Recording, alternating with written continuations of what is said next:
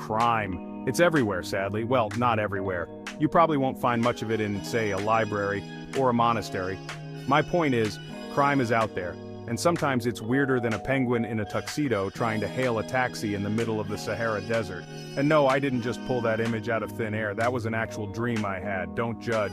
We've all heard the usual suspects: theft, vandalism, the occasional rogue squirrel holding up a bank for a nut. Okay, maybe not that last one, but you get the idea. But sometimes, just sometimes, the universe decides to throw us a curveball, a real head-scratcher of a crime that makes you question everything you thought you knew about the human race. So buckle up, Buttercup, because we're about to dive headfirst into the wacky world of weird crimes. We're talking crimes so bizarre, so outlandish, they'd make a mime facepalm. And if you've ever seen a mime facepalm, you know that's saying something. Let's start with a classic cheese theft. I know, sounds pretty mundane, right? But hold your horses, because this isn't your average cheddar heist. This story comes to us from Wisconsin, the land of cheese, beer, and apparently people with a penchant for dairy-based larceny. Picture this: a refrigerated truck, loaded to the brim with $70,000 worth of cheddar and mozzarella, making its way across state lines. But this cheese isn't just any cheese, folks. This cheese is destined for greatness, sculpted into edible masterpieces. Sadly, our cheesy heroes never reached their final destination. They were intercepted, abducted, stolen. The truck was found abandoned, empty, except for the faint aroma of betrayal and disappointment. The culprits? Never caught. The motive? Your guess is as good as mine. Maybe they were cheese connoisseurs, driven to madness by the thought of such exquisite dairy being wasted on mere mortals. Or maybe they just really liked grilled cheese sandwiches. Next up, we have a culinary crime of a different sort. This time, our weapon of choice isn't a sharp knife, but a spoon, a serving spoon to be precise. Our perpetrator, a disgruntled daughter armed with a bowl of potato salad and a whole lot of pent-up aggression.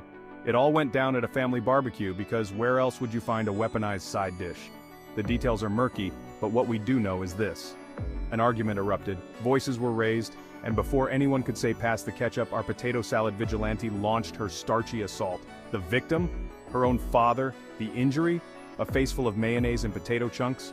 Now, I'm not condoning violence in any form, but you have to admit there's a certain absurdity to the whole situation.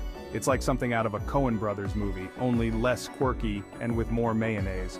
The father, understandably shaken but otherwise unharmed, declined to press charges. The daughter, I can only assume, was last seen fleeing the scene, clutching an empty bowl and muttering something about never underestimating the power of a good potato salad.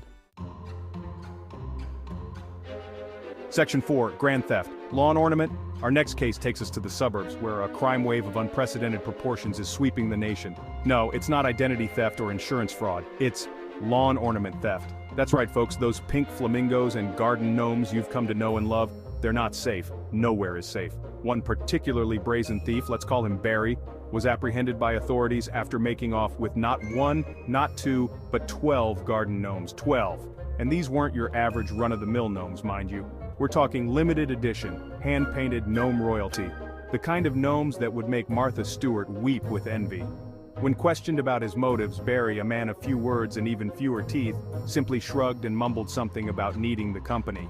The gnomes were returned to their rightful owner, who, I can only assume, immediately installed a state-of-the-art security system to protect his precious ceramic companions. As for Barry, he was last seen wandering off into the sunset, presumably in search of more gnome-related adventures.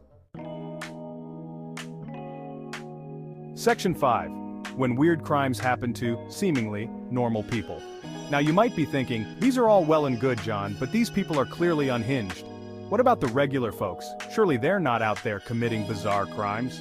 Well, my friend, I hate to break it to you, but weird crimes don't discriminate. They can happen to anyone, anywhere, at any time. Take, for instance, the case of the man who was arrested for trying to pay for his McDonald's with a bag of marijuana. Now, I'm not here to judge anyone's choice of currency, but I think we can all agree that this is not going to fly at your average drive-thru. The cashier was understandably confused. The manager was called, and hilarity ensued. The man was eventually arrested, but not before providing us with a valuable lesson. Cash is king, especially when you're craving a Big Mac. Section 6. In conclusion, the absurdity of it all.